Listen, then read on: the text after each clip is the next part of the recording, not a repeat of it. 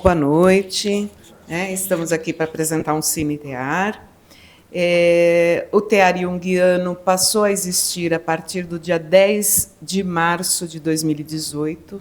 O início foi exatamente nessa sala, eu estou vivendo um certo nostalgia, uma coisa gostosa. Eu e a Natália Castanha viemos com essa ideia, não pensamos que fosse dar assim tão certo, trazer Jung para Mogi das Cruzes e Alto Tietê. Deu tão certo que hoje nós temos uma equipe com vários departamentos, e o Paulo como coordenador geral e presidente, nós somos uma pessoa jurídica hoje, ele é o presidente da pessoa jurídica do tear junguiano, a Karine a vice-coordenadora, e espero que vocês gostem do nosso trabalho por aqui. Só complementando a Maria Helena, somos em 14 pessoas hoje. 14, né, gente? 14. 14. Então, sejam bem-vindos, tá? Eu vou apresentar agora o nosso convidado, conselheiro, coordenador do TEAR. Então, o Paulo, ele é psicólogo, psicopedagogo, professor de língua portuguesa e revisor de textos, membro do Departamento de Psicopedagogia do Instituto Sede Sapientiae, membro do Conselho Editorial da revista Construção Psicopedagógica, do Departamento de Psicopedagogia do Instituto Sede Sapientiae, conselheiro do TEAR Junguiano, Núcleo de Psicologia Analítica de Mogi das Cruzes e Alto Tietê, exercendo atualmente a função de coordenador geral. E faltando uma informação, atualmente se formando em aperfeiçoamento em Samplay pelo Instituto Sede Sapientiae. Então, Paulo, é com você. Vamos lá, então. Já estou, né? Tá. Eu vou colocar aqui uma apresentação que também fiz.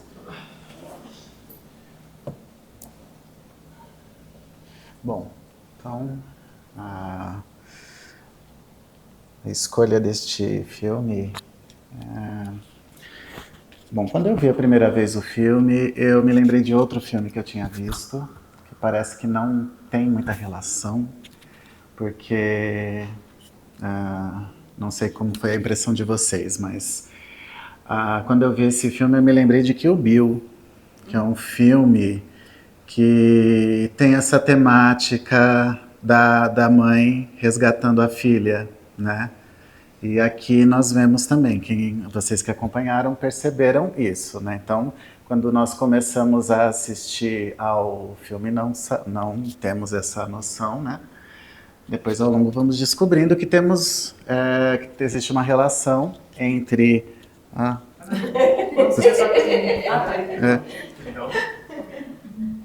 Temos uma... Pode ser. As pessoas também podem falar. Então, ela tem uma relação para mim com esse filme, né? Apesar que, claro, que me toca também pelo todo o elemento que traz de africanidade, do próprio continente africano, da minha origem também dessa ancestralidade, né? Também de origem materna também, né? Então, foi por esse motivo que eu escolhi o filme. Para mim, assim, eu sou psicólogo, eu trabalho com psicologia analítica e também em relação com as mitologias, né, que é um elemento importante na psicologia analítica, mas eu dou bastante destaque à mitologia africana, né, e aqui nós vemos que tem muito, né, acho que assim, os orixás que são citados, eles são citados quase que literalmente, né, diferente do filme anterior que eu apresentei, tá? Então, eu vou fazer um percurso. O percurso que eu escolhi é começar um pouco mais literal e, à medida que vamos caminhando, vamos deixando mais simbólico o tema, né? Vamos ver por outros pontos de vista, tá? E assim, fiquem à vontade também quando quiserem falar, porque eu acredito que como é uma temática também que mexe, né, a muitas pessoas, então, claro, né, eu não sou o único a ter a voz aqui, e também não quero esgotar o filme, né, numa obra que não se esgota, né, sempre há outros olhares, tá? Assim, quando eu falo de mitologia africana, eu gosto sempre de falar a pessoas que são leigas, que eu não faço vinculação à instituição religiosa. É claro que eu já passei por algumas instituições, eu estou em uma, então é olhar o mito como uma fonte que vem do inconsciente, então olhar para arquétipos, para imagens arquetípicas, que são os nossos temas em psicologia analítica, tá? Então pode ser que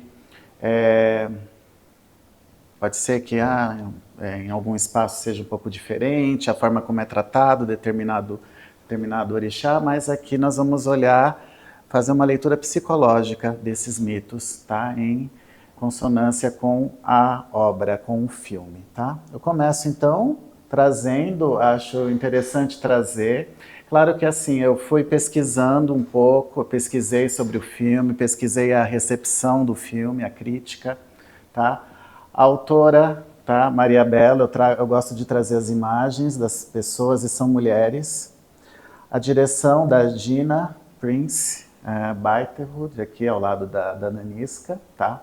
Isso aqui não é o Oscar, ela ganhou um prêmio que é da Academia Negra, de Filmes Negros. Eu não sei agora dizer, mas é porque o filme ele ganhou só nesse espaço. Acho que melhor filme, melhor direção e melhor elenco, se eu não me engano, tá? Então aqui nós temos a direção, temos as roteiristas, que ao lado da Maria Bela, a Dana Stevens. Claro que houve críticas com relação ao roteiro, né? Então nós temos aqui, também temos a produtora, que é a própria Viola Davis, que ela produziu o filme, tá? Então ela também ela participa do processo de criação do filme, tá? A Viola Davis, vocês já devem conhecer de outros filmes, de outras séries, né? How to Get Away with Murder, alguma coisa assim, né? Eu não cheguei a ver, mas falam muito assim. Eu tenho uma prima que, inclusive, a gata dela tem o nome de Viola por causa da Viola Davis e por ter assistido a essa série, né?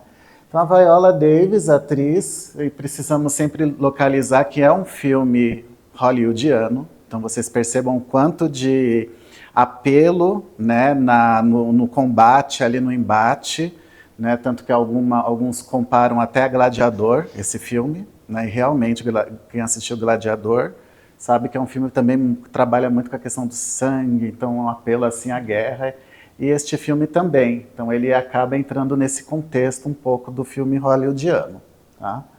Para uma história que a gente vai ver que é de origem africana, tá? Aí eu trouxe aqui algumas atrizes negras, a sua maioria, só o Sidney Poitier, que é um ator negro, que foram aqueles que ganharam o Oscar, tá? Sidney Poitier, Oscar de melhor ator, eu não vou dizer se não é o filme O Mestre com Carinho, ele tem outros filmes também, né? Um bem interessante que é Adivinhe Quem Vem para o Jantar, mas aqui eu trouxe a Hattie Daniel, que foi a primeira atriz negra a ter ganhado o Oscar de melhor atriz coadjuvante do filme E o Vento Levou, né? Então, 1939, se não me engano.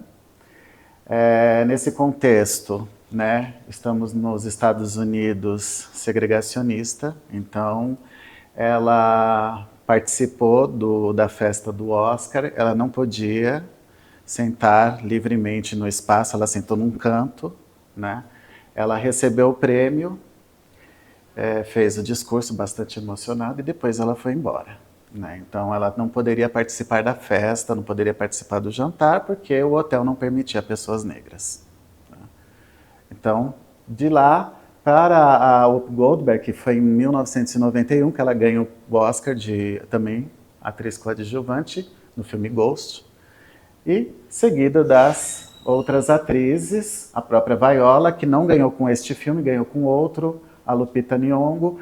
A Halle Berry ganhou como melhor atriz, que eu acho que é do único grupo aqui de mulheres atrizes negras que tem o Oscar de melhor atriz. As outras todas, Octavia Spencer, as outras acho que eu esqueci o nome, mas todas aqui têm o Oscar de melhor atriz coadjuvante, tá? O Sidney Poitier só entrou aí porque Só quis colocar um ator, mas existem outros atores negros que também ganharam, Jamie Foxx, o Denzel Washington,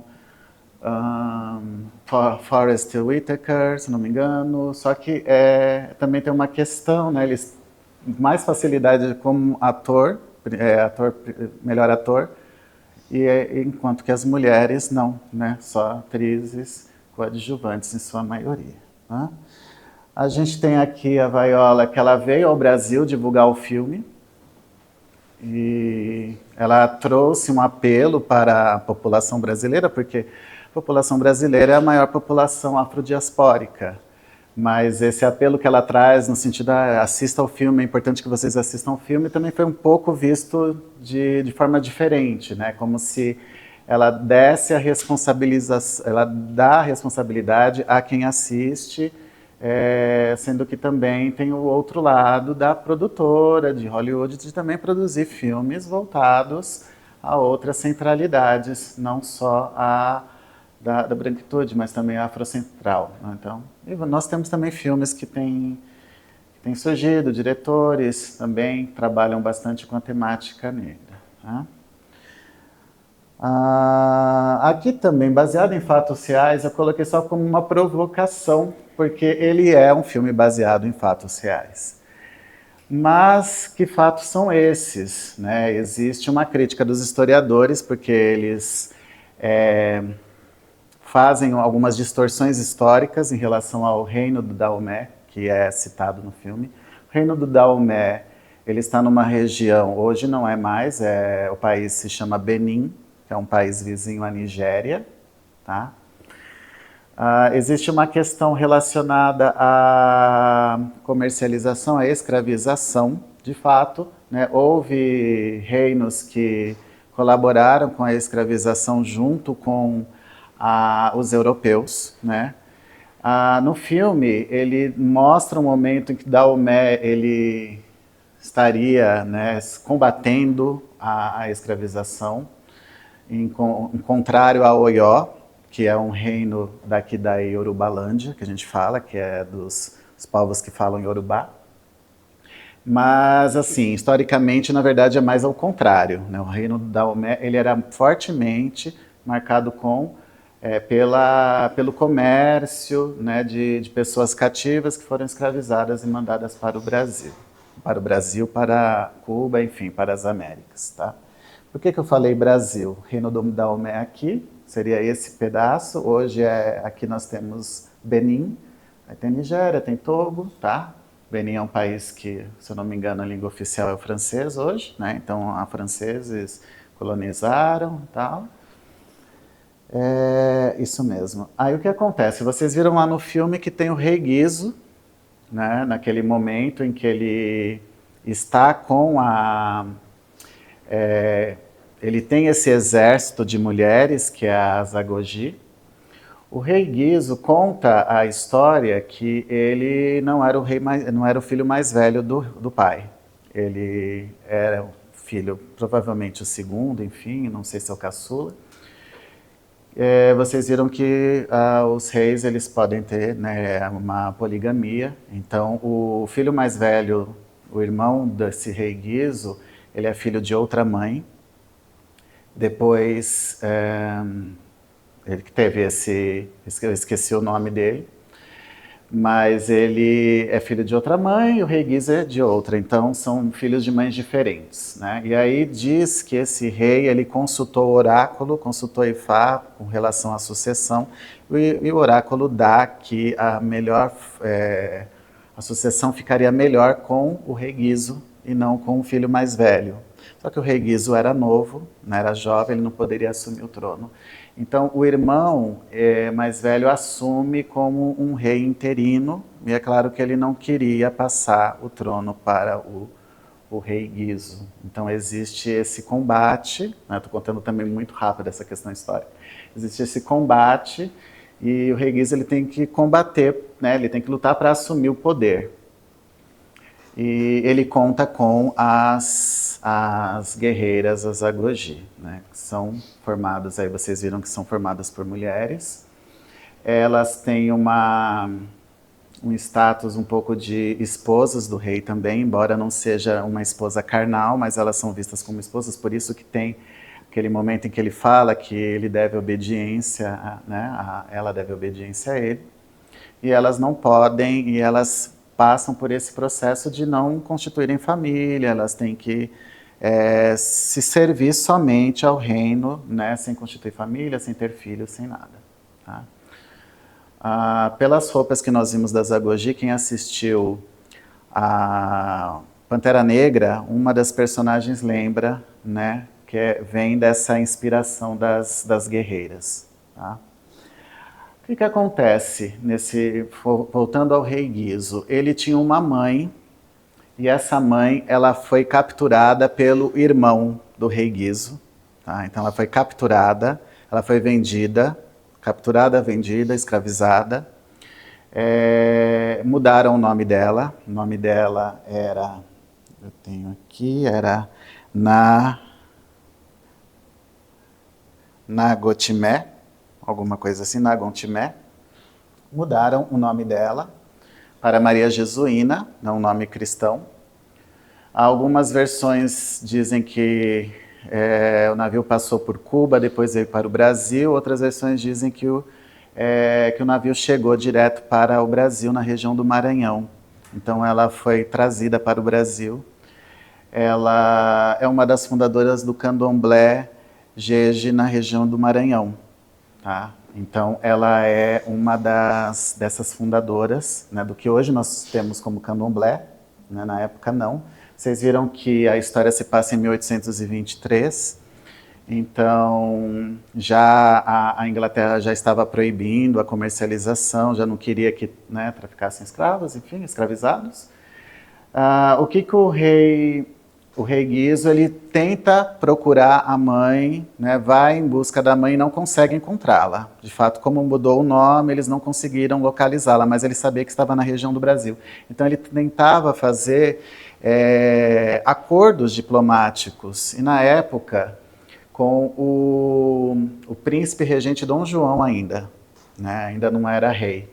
Então o que ele faz? Ele dá esse trono, que era daquele irmão, para o príncipe regente Dom João.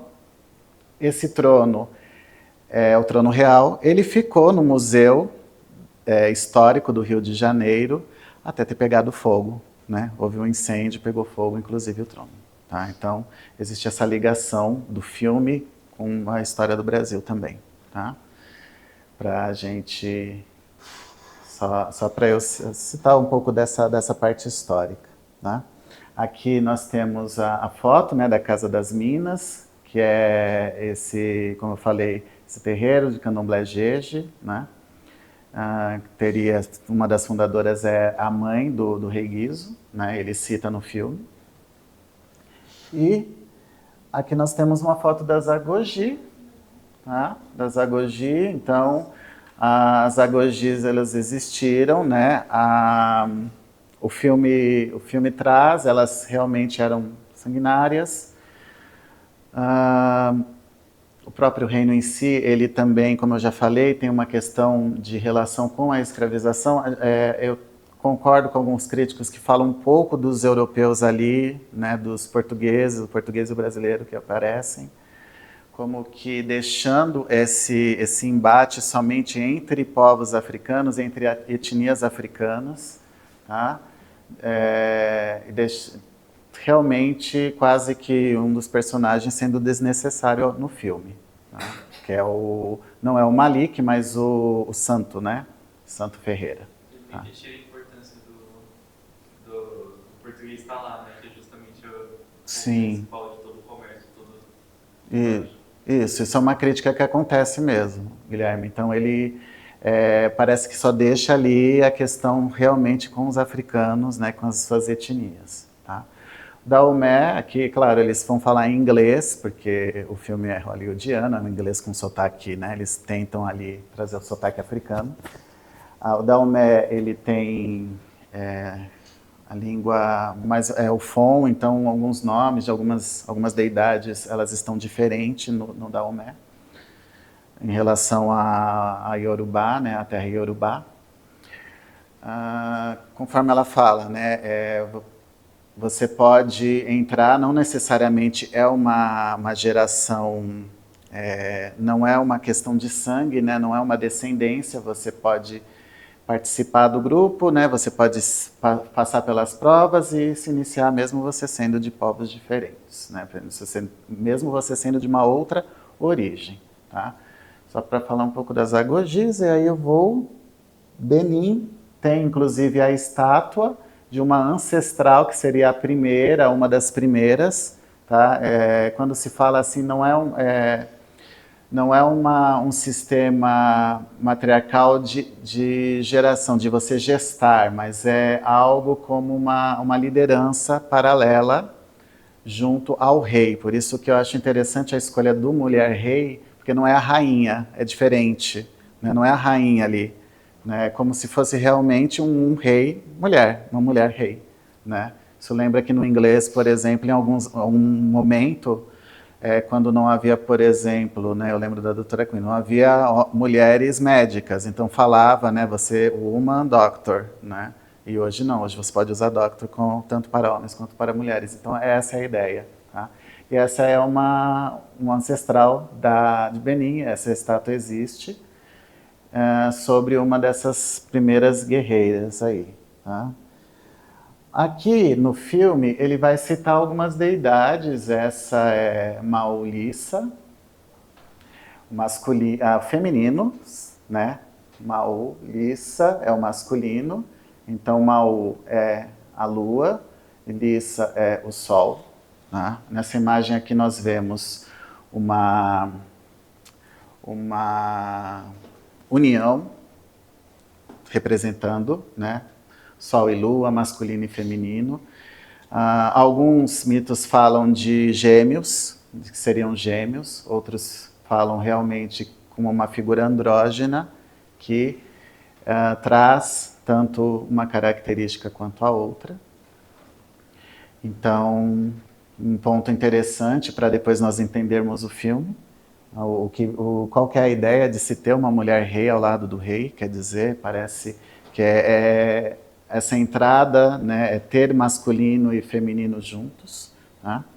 Uma outra deidade citada, Agaçu, que seria metade homem, metade leopardo, seria um descendente do leopardo com uma humana, né, que é uma deidade do Daomé, né, que é cultuado, né, de acordo com o que o filme traz. Tá?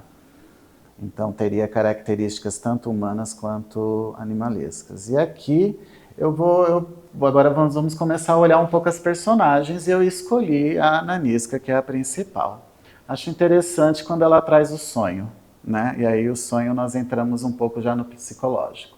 Então, ela fala, né, ela descreve o sonho para a Mensa, né, uma pessoa que entende, uma mulher que entende do oráculo, né? Então ela diz lá, eu estou na selva, tem algo lá na escuridão, uma fera brava, eu farejo seu suor, seu medo. Ela não consegue identificar, né? Veja que interessante que ela não consegue.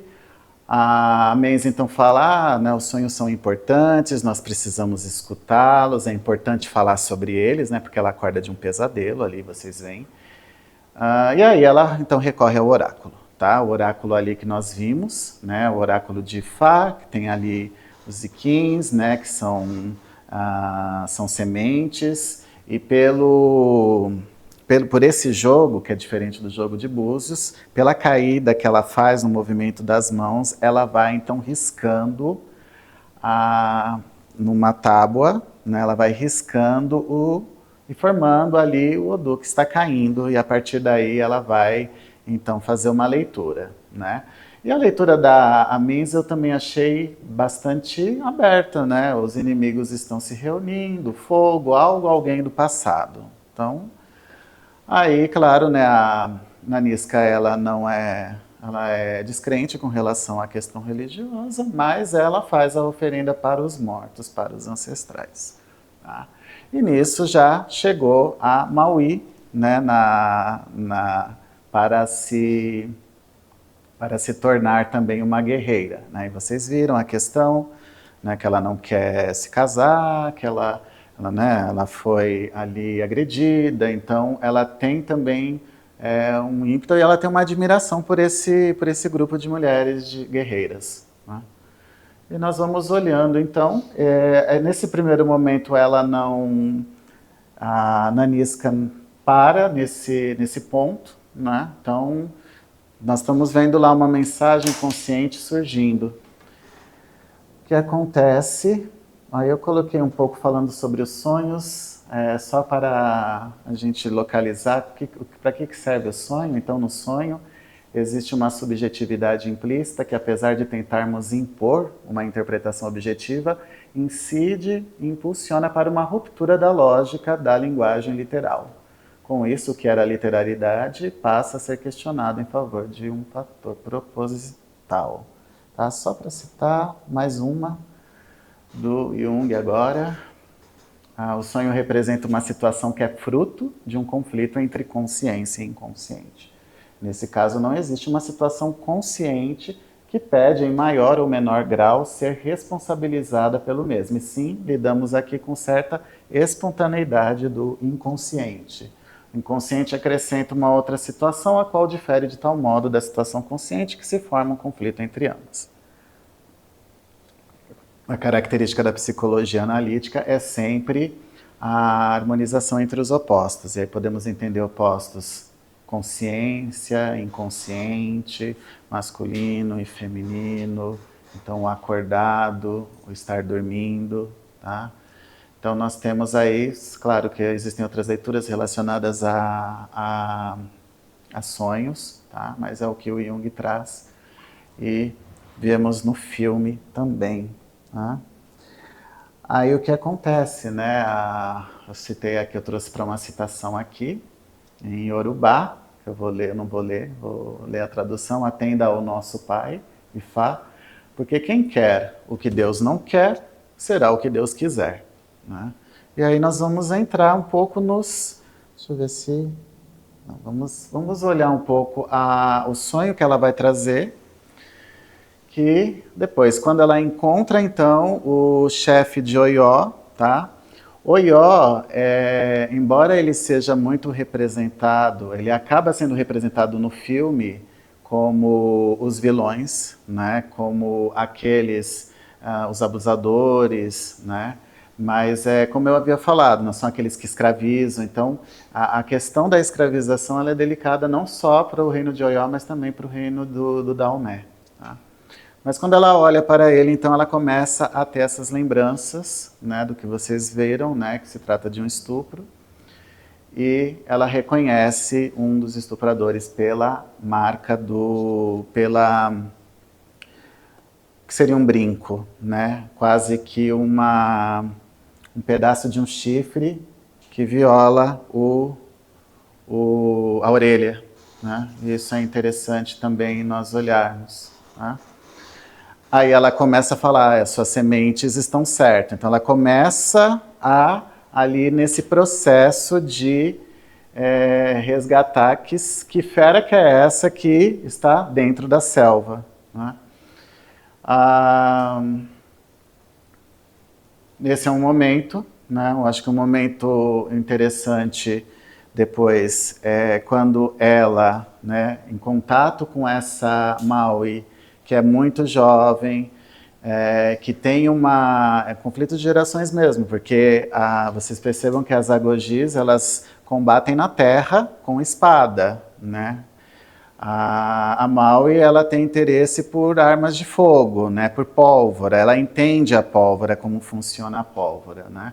E o povo de Oió, eles combatem com cavalos, né? Então são imagens diferentes. Né, eles têm os cavalos, enquanto que as agogi, elas andam no chão, elas ficam no chão, né, nesse momento. Então, nesse contato com a Maui, a Nanisca, então, ela vai perceber que, né, ela vai descobrir que a Maui não só é adotada, como é a filha dela, filha biológica. Né. E aí nós podemos E aí é interessante, porque ela, apesar de, né, ela abandona a filha, ela escolhe aquele exército, aquele grupo de mulheres, mas ela deixa uma marca, né, ela deixa uma cicatriz, e não só a cicatriz, mas um dente de tubarão dentro do corpo, né? E aí a própria Maui fala, essa daqui é uma marca do diabo, né? O meu pai disse que é uma marca do diabo, né? E lembrando que o diabo é aquilo que separa, né? Então, quando a Nanisca coloca, ela faz aquele processo que depois vai ser o simbólico, que é a união, porque ela corta do colar dela um dente, né? E depois esse dente volta para o colar, porque, né, houve o reencontro, né, entre mãe e filha. Tá? Então, o diabólico se tornou simbólico aqui nesse momento. Né? Então, ela se dá conta de que está diante da filha, né? E aí, como tem o ditado lá, né, a maçã não cai longe da macieira, quer dizer, a filha que teria ido com os missionários, na verdade, ela está do lado dela, dentro do palácio. Tá? E aí ela vai perceber o que acontece também, antes de ir para o próximo, é que ela vai entender aquela imagem do sonho e vai entender que a fera, na verdade, era ela, né, silenciada, né, aquela jovem que foi estuprada por vários homens e que ela precisa, então, ouvir o que essa fera está dizendo para ela. Então aí ela se torna a crente, né? E aí ela ouvindo o seu psíquico, ela abre mão inclusive do cargo que ela ganhou, né? Ela tinha acabado de ganhar o cargo de mulher-rei. Mas a filha, né? Ela foi atrás da filha. Então aí já não é uma luta por uma nação, né? Não é a defesa de uma nação, não é a defesa de uma instituição, é a defesa da própria maternidade, né? A maternidade que havia sido, né? Que não havia acontecido, tá? Que havia sido cortado, né? Que havia sido rompido, violado. Tá? Com isso, a gente entra aqui também na mitologia, que eu trago alguns orixás, assim, a minha referência sempre, quando eu leio, né, eu já falei sobre o Prandi, o Reginaldo Prandi, existem outras referências, do próprio Baba King, né, mas aqui nós estamos diante do Ogum orixá, que é o orixá da guerra, né, e aí é uma regência do todo o grupo, né, não só o orixá da guerra, mas é também um orixá que trabalha com a forja, não só das espadas, mas também de todo objeto que serve para alguma atividade, né? Então, o seu símbolo, né, o seu elemento principal é o minério de ferro, que é transformado, né, que tem que ser forjado em objetos para o nosso dia a dia. E aí não é só a espada, mas também outros objetos no nosso dia a dia. Né? Então ele contribui, né, se fala que ele contribui para esse processo civilizatório, que é o desenvolvimento, né? E não só processo civilizatório, mas também em relação ao próprio trabalho, ao processo do trabalho. Tá? Onde está o Ogum em nós? Né? O ferro, então, é um nosso elemento, assim como dentro do nosso corpo, responsável que está no sangue, né? Mas também existem outros metais que inclusive regulam a nossa saúde, não só física, mas mental. Tá? Então nós estamos aqui nos domínios do Ogum. Vocês viram que pela arte da guerra nós precisamos ter a destreza, então você vê lá o treinamento das guerreiras, você vê a destreza, né? Você tem que ter a mira, né? Você tem que lidar, você tem que treinar isso. E também a dança, né? Porque a dança é aquele passo que precisa ser dado no momento certo. Então você tem um exercício de desenvolver essa energia dentro do grupo das mulheres, né? A dança, a destreza, enfim, eu falei, né? Da dança. A própria música tem um pouco também, porque nós temos o ritmo, e o ritmo também é essa questão da relação do tempo, né? E assim nós temos esse orixá em torno aí do grupo das mulheres. Mas existe um orixá também que eu vejo nesse filme, que é a própria Oxum, porque nós temos muitas conversas com essas águas aí ao longo do filme, né? A começar pela própria, quando a Nanisca encontra a Maui pela primeira vez, elas estão se banhando, né? E aí começa esse primeiro contato com elas, né? A Maui bastante ingênua, né? Bastante jovial, trazendo novos ares aí para esse grupo. A Nanisca ainda bastante sobre o signo da lei ali, falando falando um pouco sobre a questão de ser uma guerreira, né? Como que funciona. Nós temos também o encontro da Maui com o Malik, que também acontece nas águas, e ela pega uma pedra de rio que serve para afiar a espada, então elas têm por hábito afiar a espada com a pedra do rio. E temos também a revelação, que é quando nós todos vemos que, né, temos ali a prova de que a Maui é filha da Nanisca, também acontece dentro da água. Então, existe uma relação muito grande com essa água, né? O Oxum, que é o orixá também não só do ouro, né, do latão, mas também do encantamento, da amorosidade, né? Esse feminino mais amoroso, mais delicado. E a Maui parece que ela entra com essa energia dentro do grupo das mulheres. Então, e coisas acontecem de diferente, né? Veja que a Maui, claro, ela tem uma habilidade lá com a pólvora, e a Nanisca aproveita essa habilidade para utilizar ali de estratégia contra os homens de Oió. A Maui é aquela que volta, né? Ela não é aquela que não corre e abandona a pessoa. Pelo contrário, ela volta, socorre a Nanisca, né? Então ela também tem um pouco dessa estratégia, mas ela socorre, ela tem um sentimento maior. E com isso, socorre também aquela amiga naquele ritual de iniciação, né? Um ritual que também trabalha com dor, né? Porque é a resistência do corpo aos espinhos, né?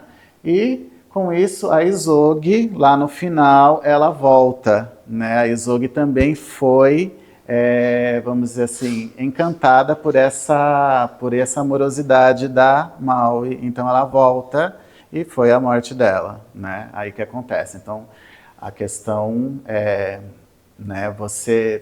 Claro, né? Ela traz isso, mas no caso da Isoge foi uma fatalidade. Mas e aí a Maui sente essa perda, né? Esse luto. Que a Isoge também se torna aí uma figura, né? Uma figura meio paterna, meio materna, né? Talvez mais materna até, mais amorosa, né? Uma irmã mais velha, talvez, né? Pode ser. Então, é uma figura que a Maui, ela sente bastante, tá? E aí também tem a jovialidade, né? Eu acho interessante essa entrada dela no grupo, de trazer um pouco da infância, assim, quando elas bolam, então, elas colocam pólvora ali na cabeça dos bonecos ali, estouram, né? Isso, meio tricksteriano também, exatamente. Então ela brinca com aquilo, né? Ela se torna uma guerreira, mas ela brinca, ela mesma fala, né, que não teve infância, que teve que trabalhar. Então ela se torna ali uma criança ao mesmo tempo, né? Então ela traz isso para o grupo das mulheres, né, nesse momento, tá? Eu vejo esses orixás, eu acho que aqui os mitos que eu fui consultar, de Ogum reconquista o amor de Oxum. Nesse mito nós temos Ogum, Oxum e Xangô. Xangô, não falei, né, mas Oió, assim, a regência, né, de Oió é Xangô, né, Xangô vem de Oió.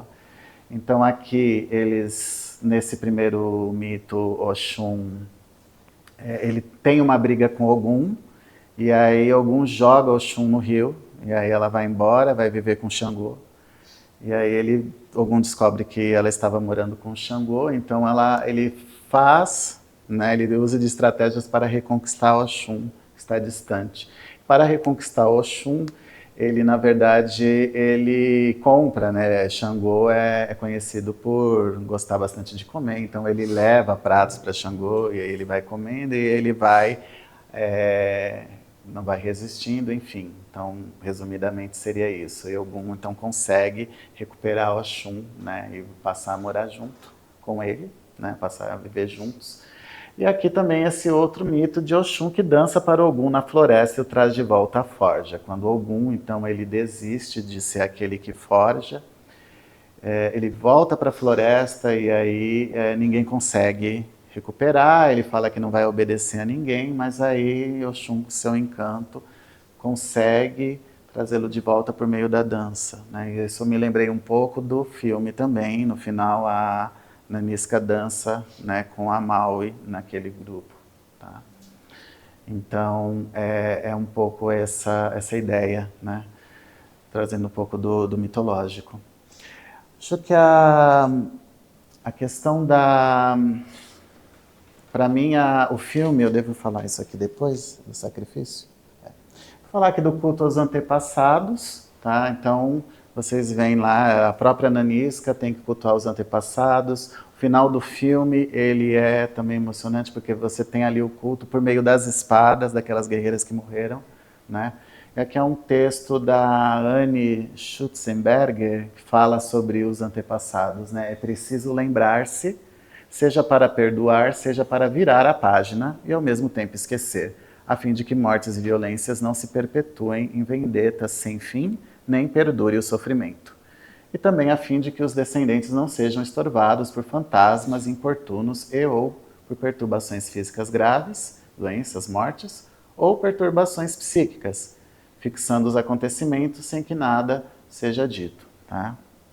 E aí nós vemos na própria Nanisca que ela precisa entrar em contato com esse trauma que ela passou.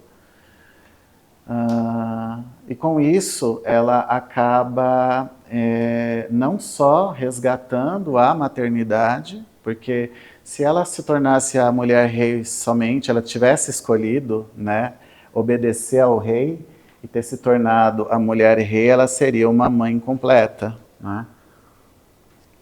Mulher rei é uma mãe da nação, é a mãe da nação, mas ela precisava resolver essa maternidade também, né? Então ela abre mão por causa da filha. Então ela consegue entrar em contato com essa lembrança e consegue ali, vamos dizer, resolver. E é engraçado que não existe nenhuma orientação, vai atrás do rei, lá mata. Não, ela escolhe, né? Ela lê, ela interpreta, ela vai colocando sentidos a essa fera, né? Ela vai ouvir essa fera, e, por fim, ela decide o que fazer com isso, né? Então, é que no final elas estão chorando, né? Então não podia chorar, aí pode, humaniza, né? Exatamente, é um processo de humanização, porque a Maui traz também, ela fala, não, mas os homens podem casar, né? Por que a gente tem que manter, né? É a volta do feminino mesmo, né? Aquele patriarcado em que praticamente a mulher, ela fala isso, né? Você não pode ser assim, né? Não pode, tem que ser guerreira, tem que praticamente assumir a posição do patriarcado, né? E ela volta depois com essa recuperando esse feminino que estava totalmente escondido, né? Sim. Inacessível quase. Inacessível, isso. Então ela traz realmente, como vocês dizem, essa volta desse feminino, né? E aqui eu considero também uma narrativa sobre vários sacrifícios, né? A questão do sacrifício, trago uma citação do Zacarias, que é a questão da doação voluntária, uma divindade, estabelece a justa medida e distancia o ego pessoal da inflação e a arrogância da consciência. Acho que assim, a narrativa ela é toda voltada para sacrifícios, né? Existe o sacrifício da mulher que é violentada, o sacrifício da maternidade, Existe o sacrifício do bebê, o bebê ele também, né, ele tem a marca, então existe o sacrifício do bebê sem a mãe, né? Existe o sacrifício da própria Maui, que ela tem que sacrificar, né? Ela tem que fazer um sacrifício para ela conseguir ser a guerreira. Tem o sacrifício depois da Danisca, que ela deixa o posto, que ela abre, né? Ela está disposta a abrir mão do cargo para recuperar essa filha. Então, ela traz bastante, são muitos sacrifícios que acontecem, né? Não é só o sacrifício da própria guerra também, né, do próprio sangue que nós vemos, né? Eu acho que tem uma parte no filme que foi muito legal, porque a Maui, ela teve a oportunidade de fazer uma escolha, né? Porque o filme deixou meio que subentendido que ela e o rapaz brasileiro, que não lembro o nome, eles tiveram uma noite de amor. O filme deixa subentendido isso. Sim. A gente fica sem saber se aconteceu ou não aconteceu, mas aparentemente sim. Mas ela fez a escolha dela, né? Na hora que ela o vê na praia, né? Ele tá lá, tipo, vamos, né? Vamos. E ela faz assim, tipo, pode ir. Né? Ela teve a oportunidade de fazer a escolha dela. Ela escolheu, né? Ser a guerreira e não ir com ele. Então já sai daquela obrigatoriedade, da proibição. Até a mãe deixou, né? A mãe olha e foi, tipo, você escolhe. A mãe não parou e falou, vamos, né? Não, ela seguiu e deixou. Né? Tipo, Agora é a sua vida. Agora né? é sua Você vida. segue do jeito que você... Naquele momento ela teve o direito da escolha. Né? Sim. Ficou bem, né? Ela teve a escolha, realmente. Esse Malik, né, que ele entra aí com uma figura também pouco desenvolvida, mas é interessante que como uma pessoa mestiça, né, embora a gente saiba que não é nem sempre assim, né, a mulher nessa época, né, escravizada, objetificada, né, e a mãe dele é do Daomé, então esse resgate que ele faz, né, vamos entender dessa forma, é claro, né, que ele também tem a posição dele é diferente da Maui, né, então e de fato ela faz a escolha também, né? Então existe um outro sacrifício, ela poderia ter ficado, mas não, ela escolhe ficar nesse grupo, né, de mulheres, né? Então é uma narrativa bastante que trabalha bastante com os sacrifícios, é o que eu vejo, tá?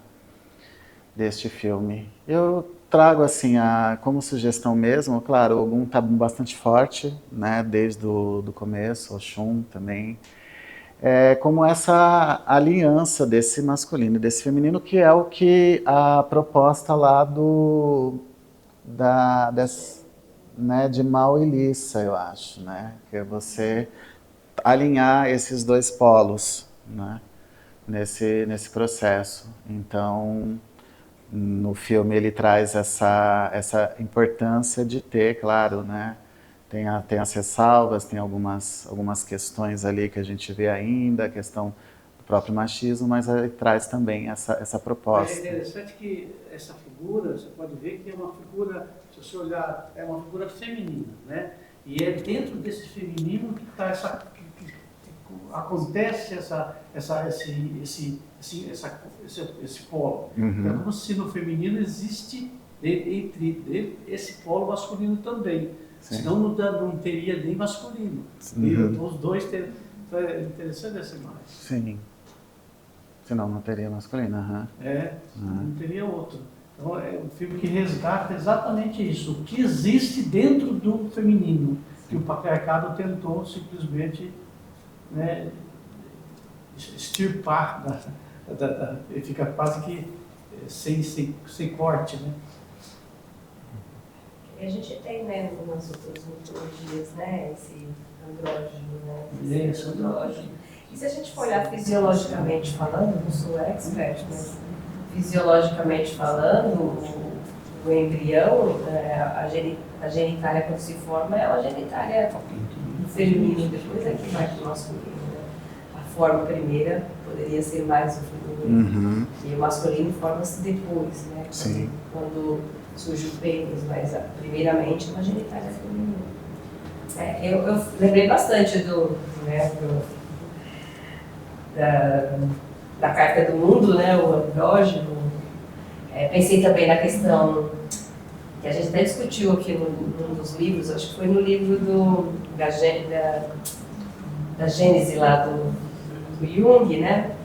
Em que na própria Gênese bíblica, a frase e Deus criou o homem, macho e fêmea os criou, né? E que só depois é que vem falar, né, de uma mulher e tal, mas na hora ele fala macho e fêmea os criou, o que para alguns intérpretes é um ser andrógeno, né? E daí vem o mito de Lilith e tal, né? Esse ser andrógeno foi dividido em macho e fêmea, e aí essa primeira mulher não aceitou submissão, etc, etc, etc. Mas na Gênese a frase é essa, macho e fêmea os criou. E aí só depois é que vem se falar de uma separação, né, de uma coisa masculina e feminina. E aí a gente olha para uma imagem assim e pensa exatamente nisso, né? A noite e o dia, né? O sol e a lua.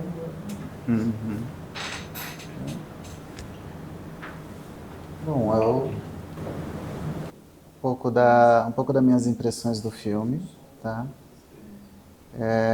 Alguém gostaria de falar um pouco mais? Acho que a gente pode abrir, Maria Helena. Ela tem uma desobediência à ordem do rei, né? Em que ela recebe o chamado, é muito mais forte que qualquer outra coisa que acontece ali, e ela desobedece à ordem do rei e vai em busca da garota. E aí a frase forte que ela diz, que ela olha que ela descobriu quem que era o maior inimigo, que era o inimigo que morava dentro dela, né? E aí quando ela volta para encontrar essa filha, né?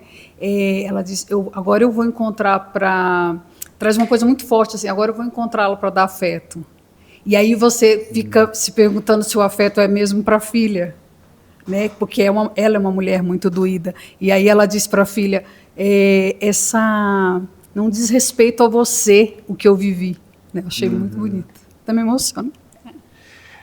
É interessante, sim, tem essa... E no regresso dela também é algo coroado, né? Porque aí ela diz, eu vou passar no posto. E nesse momento eu fiquei com a expectativa, nossa, mas ela é uma menina tão forte, né? Ela poderia estar do lado desse rei. E aí... Ela poderia estar ao lado desse rei. Aí, no momento que o filme instiga isso, ele a coloca, nomeia, como você disse, que era um título, né? Dizer mulher rei seria como se fosse um feminino, né? Não exatamente uma rainha que tomava uma posse de esposa, né? Tem uma posição de igual, né, para o rei. Achei muito fácil. Interessante também o lance do rei reconhecer que ele estava errado, né, em simplesmente ignorar as pessoas que foram raptadas, né, e simplesmente seguir com o banquete, né. Só de ter ganhado uma batalha, ter achado que foi o suficiente, e aí coroar a mulher rei, né. Sim.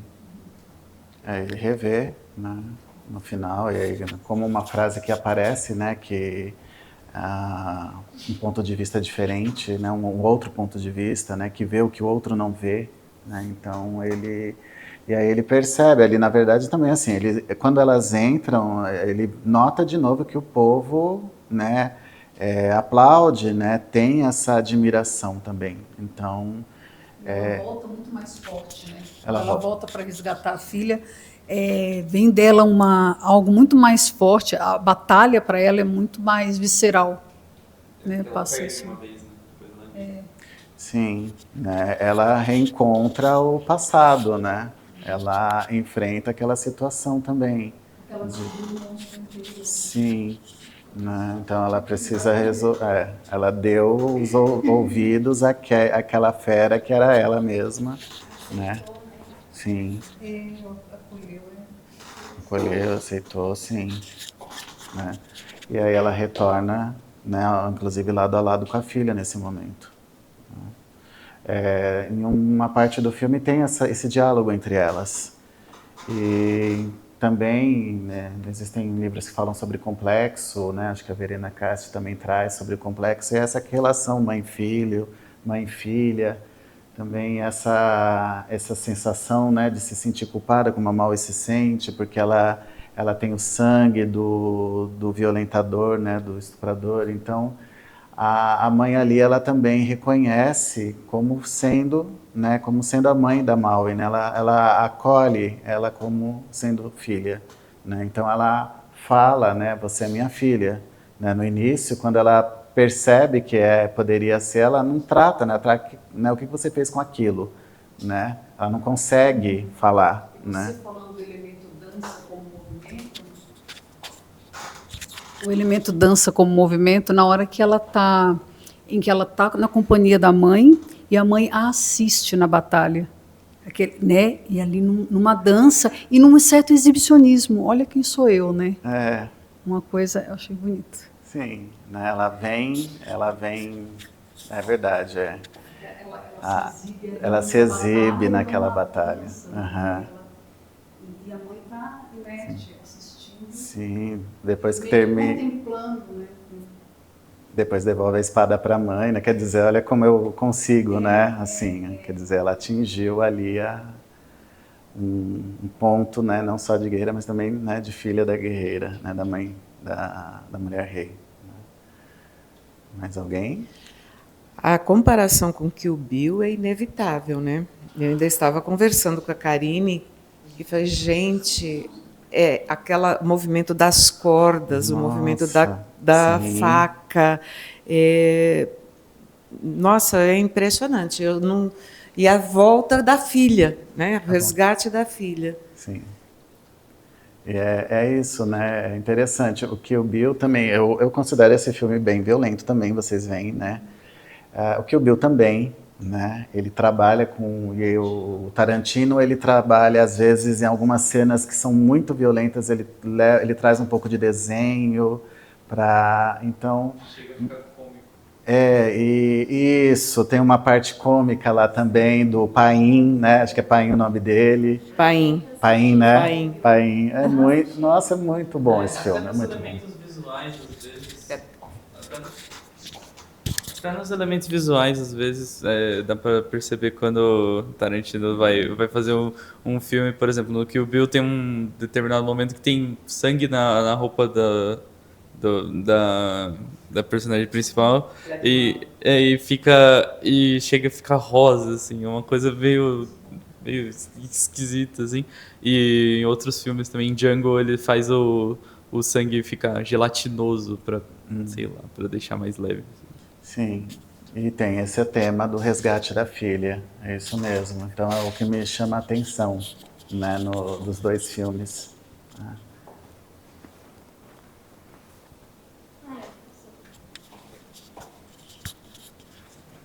Me veio muito assim essa parte, né, do quanto que a mulher, né, por conta do patriarcado, por as lutas e tal, se condicionar nessa questão de guerreira, né? E aí, ao mesmo tempo, quanto que ela se torna integrada quando ela se humaniza, né? Quando ela percebe, não, peraí, eu posso ser vulnerável. E aí, quando ela é vulnerável, ela se torna ainda mais forte, né? Porque aí que, quando ela volta, que ela foi atrás das moças que ficaram ali como que é o nome? Agogis. Então, aí é como se ela se tornasse mais forte. E o próprio rei, ele também dá valor para o que ela fala, né? De alguma forma, assim, meio com uma resistência, mas ele dá. Então, acho que é como se fosse também uma crítica também, né? O quanto que nós mulheres também nos identificamos um pouco essa coisa de guerreira, mas o quanto que isso também é cansativo, acho que dá para puxar um pouco para essas coisas. Não, desculpa. Acho que é mais fácil que eu... Alguém quer comentar? Acho que essa questão, sim, né, da guerreira. Bom, eu não vou falar aqui do meu lugar, mas assim, é difícil a liderança, né, para uma mulher também, né? Então, às vezes, se colocar, né, precisa.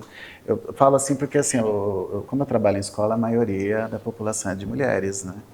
Então, mesmo na direção, né, na coordenação, E tem essa questão, né, dessa cobrança de se impor, né,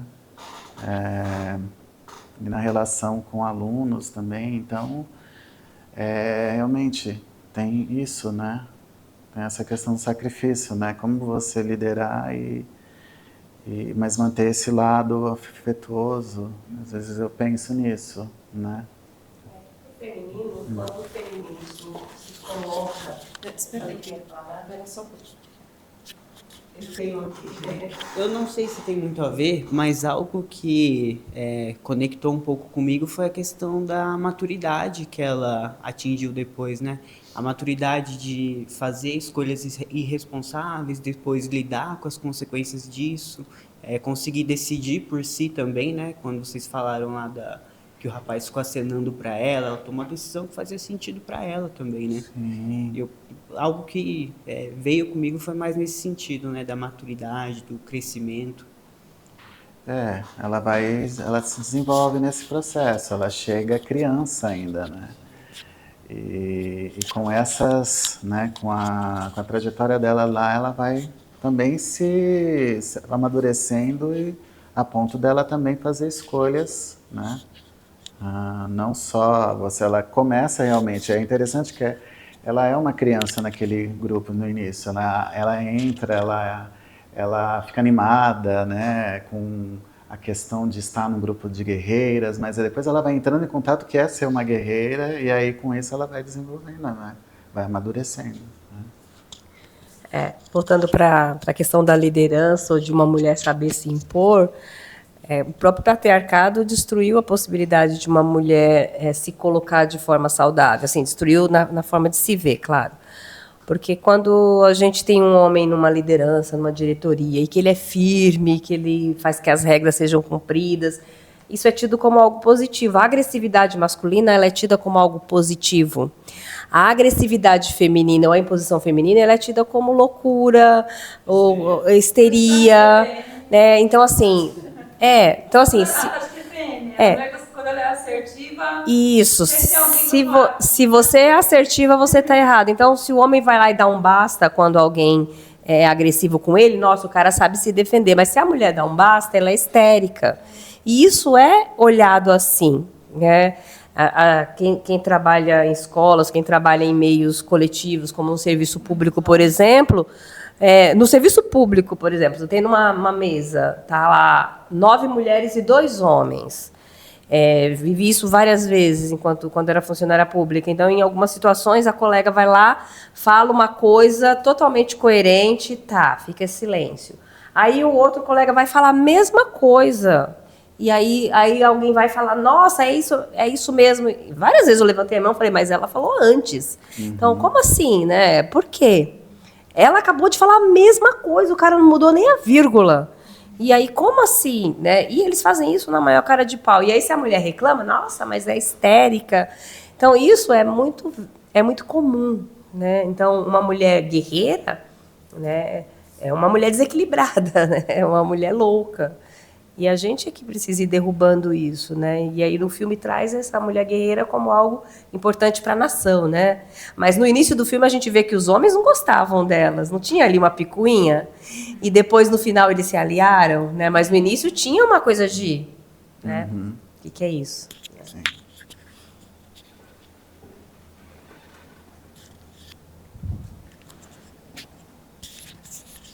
Mais alguém? Tem que lembrar alguma coisa aqui.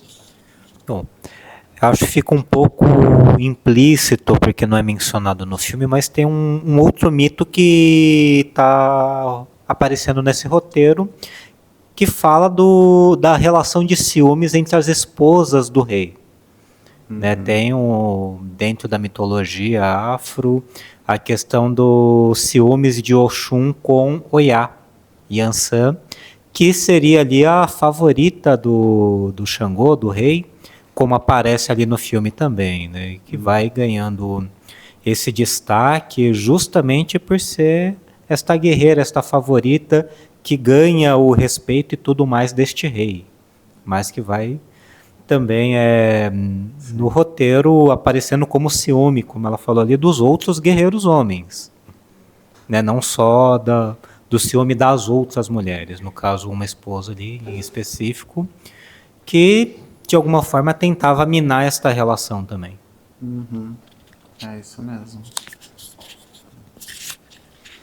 É um filme bastante interessante porque ele fala exatamente do desenvolvimento do feminino, né? Então você vê no início do filme a relação desse feminino, isso sim dentro do patriarcado, né?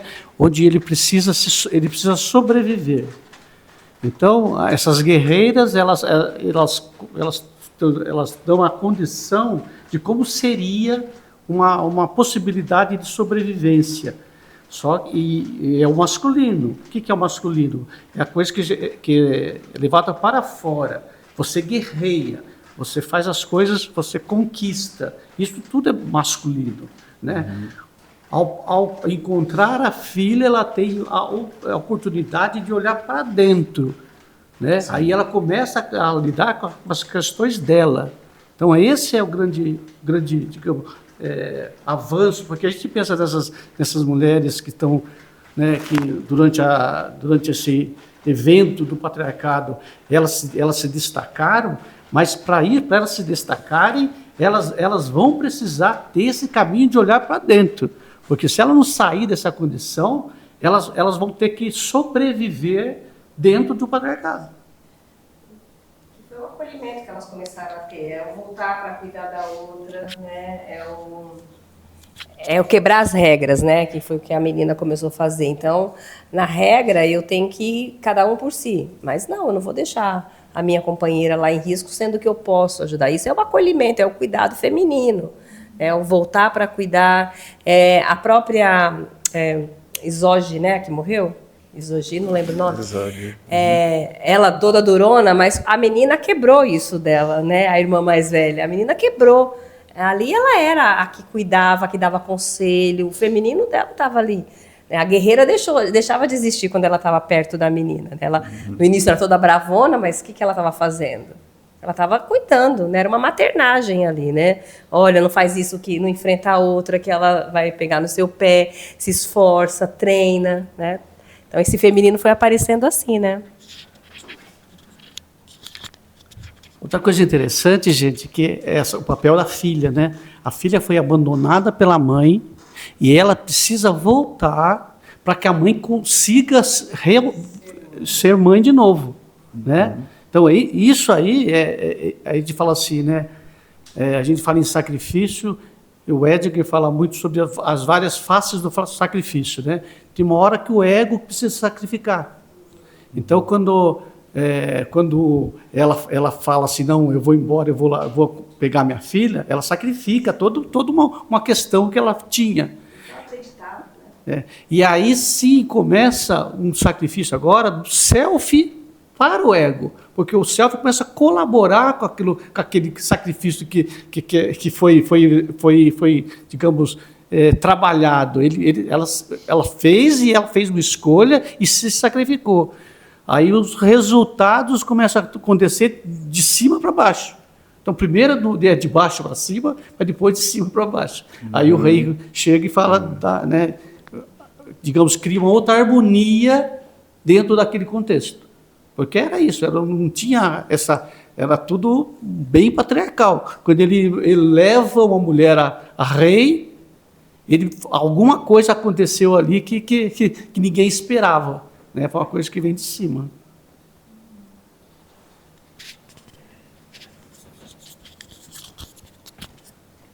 E é interessante como tinha comentado, o ato de ajudar para a Naui é muito natural, né? E não tem muitos motivos. A Naui, no exame final lá, quando perguntaram para ela, por que você voltou para ajudar? Ela falou, é minha amiga. É simples. E como e como demorou, tipo, o filme inteiro para a mãe dela começar a agir dessa forma, né? Tipo assim, foi um sacrifício enorme para a mãe dela e para ela natural. Sim. E nesse contato, né, nessa simbiose que acaba integrando, né? Que acontece essa integração entre as duas e a própria a Niska também, né, vai desenvolvendo esse lado, né, esse resgate do feminino também, né, quando ela vai atrás da filha, né. É assim, quando ela vai atrás da filha, ela encontra ela. Ela encontra ela naquele embate, né? Ela precisa do confronto ali. O confronto que não é só a briga dela com o Oba Joyo, né? Mas é dela também, desse confronto dela que ela tinha deixado para trás, né? Dessa mulher. Ela foi obrigada a trazer só esse masculino, né? Trabalhar esse lado masculino dela para sobreviver, né? Uma questão de sobrevivência. Ela suprimiu o feminino. Um momento de maior vulnerabilidade, quando elas se veem vendidas, quando elas fogem, que são capturadas, elas fogem, e aquela irmã mais velha, que eu também não lembro o nome, ela demonstra a fragilidade ali, ela abraça, ela chora, né? E ali ela está totalmente vulnerável, porque ela pode ser pega em qualquer momento, e ali ela faz uma entrega, né? Sim. Que aí vai cair por terra toda a ideia da guerreira sanguinária. Da guerreira sanguinária. E a própria Zog também, né? Ela revê, né? Então ela volta, né? Quando ela morre, ela volta, porque ela também já existe o afeto ali, né? Entre ela e a Maui, né? Então, nesse convívio, também a Zog também ela recebe esse afeto, né? E faz com que ela volte.